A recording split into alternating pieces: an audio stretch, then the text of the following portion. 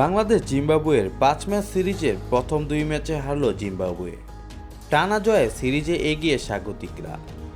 দ্বিতীয় ম্যাচে জয় ছাপিয়ে আলোচনায় মাহমুদুল্লাহ রিয়াদের 103 মিটারের ছক্কা।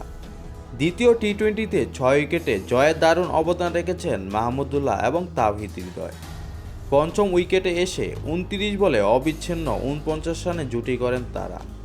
এই জুটিতে মাহমুদুল্লাহর অবদান 16 বলে 26 আর হৃদয় করেন 13 বলে 21 রান। ম্যাচের সবচেয়ে আকর্ষণীয় মুহূর্ত রিয়াদের সেই ছক্কা। ম্যাচে তখন 18তম ওভারে খেলা চলছিল।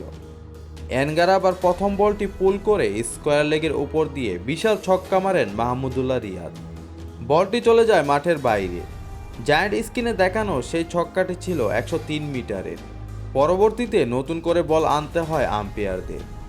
একই ওভারে পঞ্চম বলে ফাইন লেগের উপর দিয়ে বিশাল ছক্কা মারেন হৃদয়। সেটি ছিল 99 মিটারের ছক্কা। এই ম্যাচে বোলিংয়ে ভালো শুরু করলেও বাংলাদেশ শেষের দিকে রান দিল অপ্রত্যাশিতভাবে। ব্যাটিংয়ের শুরুটা দারুণ হলো, কিন্তু টপ অর্ডারে আহামরি কিছু করতে পারেনি।